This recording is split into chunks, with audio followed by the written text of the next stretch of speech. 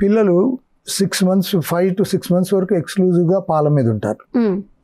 అక్కడి నుంచి పాలు తగ్గేటప్పటికి కొన్ని తెలియక కొంతమంది చెప్పిన మాట వెనక పోత పాల మీదకి మార్చేస్తారు, బాటిల్ ఫీడ్స్కి మార్చేస్తారు. బాటిల్ ఫీడ్కి మార్చేస్తే అది డబ్బా పాలు ఫార్ములా ఫీడ్స్ కానీ లేకపోతే యానిమల్ మిల్క్ ఆవు పాలు గేదె పాలలోకి మార్చేస్తారు. పిల్లలకి ఈ తాగడం అలవాటు అయిపోతుంది పసిపిల్లలకి.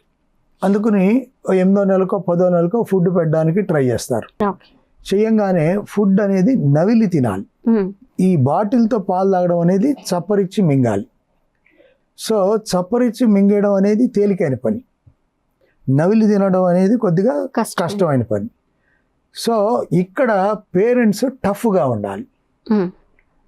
ఫుడ్ పెట్టి ఉమ్మేయంగానే అయ్యయ్యో తినట్లేదు, అమ్మో తాగట్లేదు, తాకపోతే డల్ అయిపోతాడు అనే దాంతో